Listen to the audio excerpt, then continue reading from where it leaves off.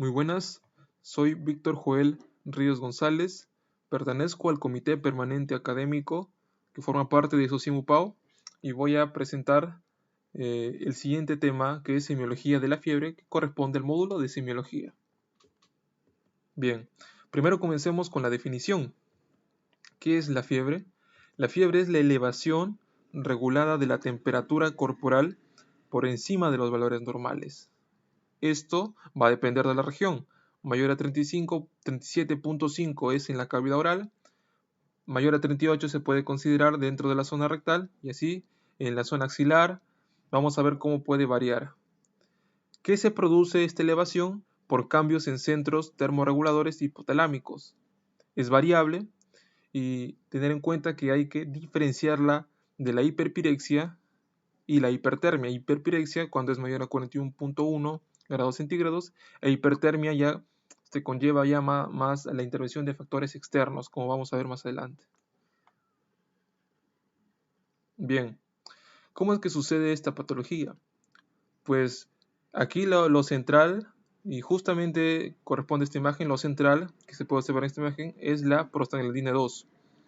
Y lo que se requiere dentro del mecanismo de la fiebre es que se sintetice esta prostaglandina 2. Hay muchas maneras. Una es mediante los pirógenos exógenos, como pueden ser microorganismos, toxinas microbianas, reacciones inmunológicas, inflamación, que van a conllevar a la activación del sistema inmune. Dentro de él se encuentran los monocitos macrófagos, neutrófilos. Estos a su vez van a inducir la síntesis y liberación de citocinas pirogénicas, dentro de las cuales tenemos de mayor importancia la interleuquina 1, factor de necrosis tumoral, interleuquina 6, interferones. Estos a su vez van a activar dentro de las células endoteliales el órgano vasculosum para que se secrete la prostaglandina 2. Y justamente aquí es donde también intervienen los distintos antipiréticos, como pueden ser los AINES, por ejemplo, inhibiendo una de las enzimas muy importantes para la síntesis de esta prostaglandina 2, como son las COX. Por ejemplo, el ibuprofeno actúa aquí. Bien, esta prostaglandina 2 induce dentro de las células gliales a la secreción para AMP cíclico, los cuales a su vez tienen su centro de acción a las neuronas termorreguladoras hipotalámicas, que se van a encargar de la elevación del nivel de termorregulación.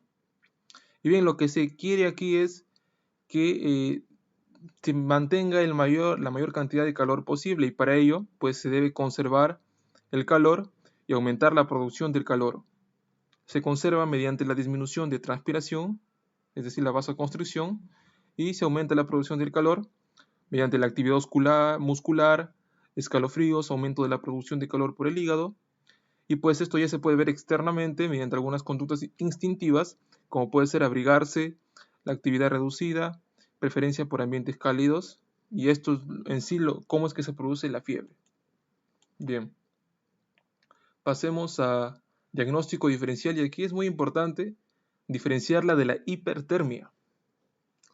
Hay algunas variables, principalmente donde vamos a recalcar, a priorizar cuáles son estas variables y cómo se producen, cómo intervienen en hipertermia. Por ejemplo, el ajuste del nivel de termorregulación. Se observa que en la fiebre es mayor que el normal, mientras que en la hipertermia es normal. La termorregulación es defectuosa en la hipertermia. Los síntomas dentro de la hipertermia empeoran con el tiempo. Ahora, el rol para el organismo en la fiebre se podría decir que es fisiológico, ¿no? Al comienzo, es decir, puede ser positivo, pero también su parte negativa si es que no se controla. Pero en cambio en la hipertermia es solo negativo. Ahora, el tratamiento, en el caso de la fiebre, es principalmente con antipiréticos, pero en la hipertermia es con enfriamiento físico.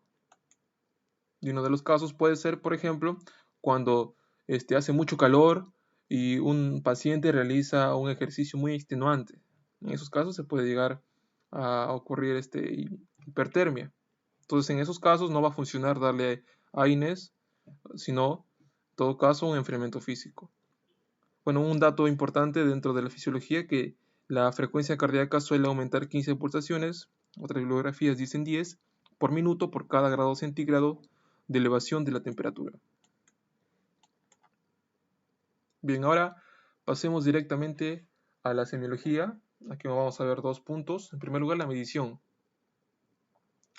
La bucal, dentro de la zona bucal, es la medición más difundida, puede ser errónea. También está la rectal, axilar, la timpánica. Estas podrían ser más sensibles.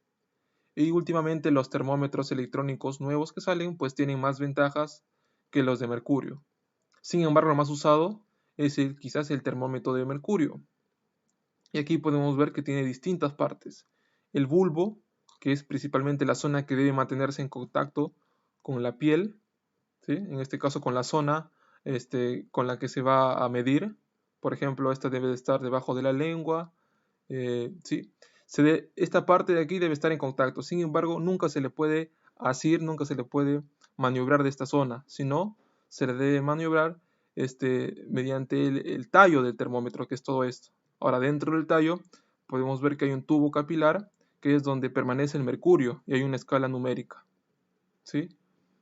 Entonces es importante asirlo, tomarlo desde esta zona y no de esta zona.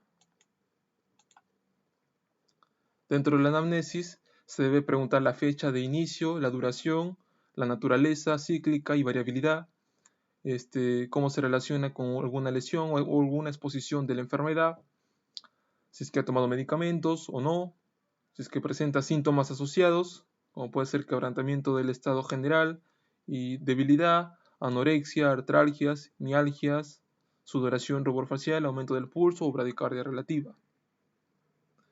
Y como un dato muy importante es que no debe ser tomado por el bulbo, es decir, por esta zona, cuando es manipulado para su uso.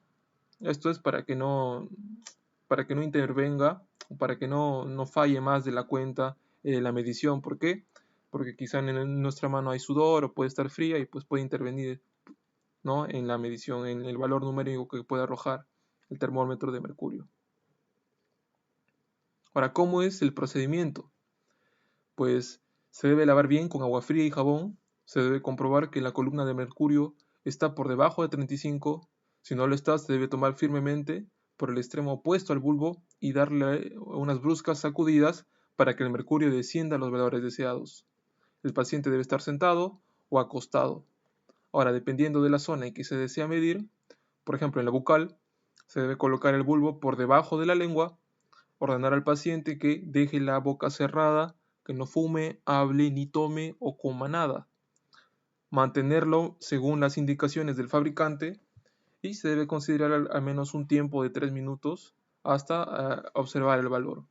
En la zona rectal se debe ordenar que el paciente se coloque boca abajo o de lado, se debe lubricar el bulbo del termómetro, introducirlo el termómetro en el recto de 2 a 3 centímetros, mantenerlo según las indicaciones del fabricante y para seguridad al menos unos 3 minutos que se mantenga ahí.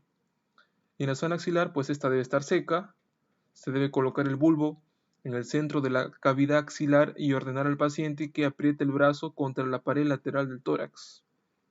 Una manera práctica es hacer que conlleve la mano sobre el hombro opuesto mientras apriete el brazo. Y se recomienda mantenerlo así, aquí sí un poco más, 5 minutos. Bien, ahora pasemos a los tipos y clasificación, que es principalmente los patrones de fiebre, ¿sí?, con algunos gráficos que existen. Y estos es sobre todo, su utilidad es principalmente conceptual para observar cómo afectan o cómo se determinaba antes de todas estas innovaciones, la fiebre, ¿no? Cómo se podía medir, cómo es que se observaba la evolución. Esto no es tal vez en la actualidad de tan ayuda, debido a que ya el paciente, cuando uno menos se le espera, ya viene con 2 aspirinas, con 2 AINES, 3 ibuprofenos. Bueno, sirve para poder clasificarlo, ¿no?, de una manera más didáctica. Bien, tenemos los patrones de fiebre, como dije. Estos se pueden analizar con ellas su magnitud y frecuencia, pueden ser similares. Se debe evaluar de efervescencia y buena respuesta, ¿no? Bien, tenemos el primer patrón, que es la intermitente, éctica o séptica, que es un aumento de temperatura con retorno a valores normales cada día. Dentro de ellas tenemos algunas infecciones bacterianas, abscesos o linfomas. Y observen cómo de 38 se va a 36, regresa a 39, se va a 36, de ahí a 39, de ahí sube más o menos a 36.5, 39, 37. ¿No? Bueno, como se puede observar en esta gráfica, pues el aumento regresa debajo, ¿no?, de 37.5 siempre. Entonces, es un vaivén, sube y baja, sube y baja. Esta es la intermitente por eso, o éctica o séptica. La siguiente es la continua sostenida, que las variaciones no son mayores a 0.6 por cada día. Dentro de ellas tenemos a la fiebre tifoidea, por ejemplo. Es decir, no bajan.